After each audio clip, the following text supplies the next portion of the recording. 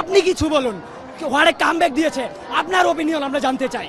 আপনি কিন্তু আলবি সেলেস্টের সমর্থক, আপনি কিছু বলুন please please please, I would request to you, বলুন। ওকে, ধন্যবাদ আপনাকে। আমরা এভাবে কামব্যাক করব ইনশাআল্লাহ।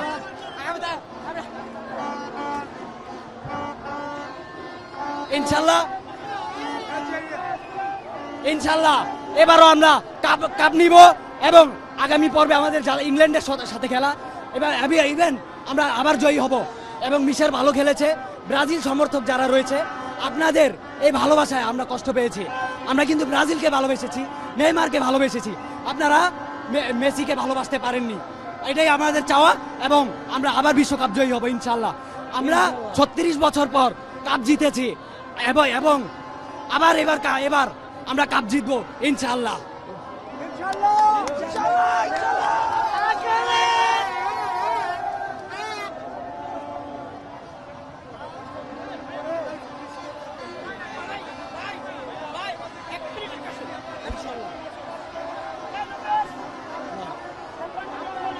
অ্যাকচুয়ালি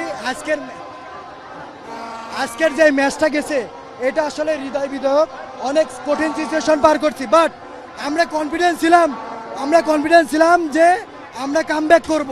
এখানে যে ব্রাজিল অথবা জার্মানি হয়তো কখনোই কামব্যাক করতে পারতো না। এবার আমরা কনফিডেন্ট, আমরা 26 সালে ইনশাল্লাহ কাপ নেব।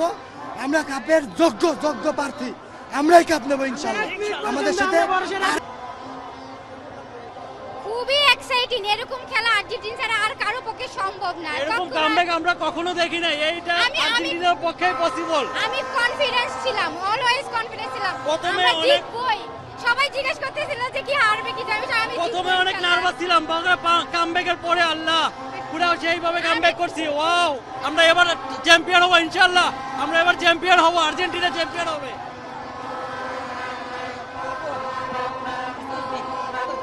ইতিহাসের সেরা কামব্যাক।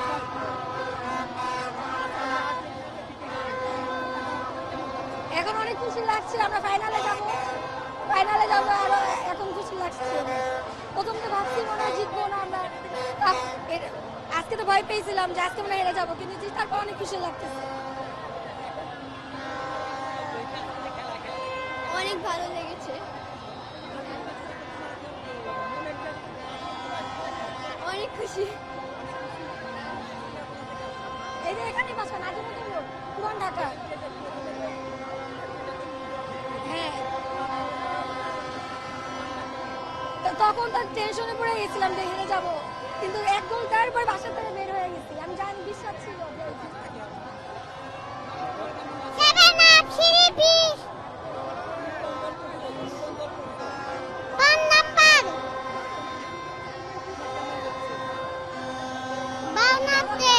ভালো লাগছে তো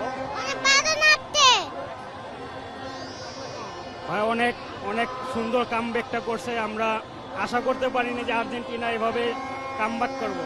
ইনশাল্লাহ এরপরে আমরা 4 স্টার দিয়ে দিব।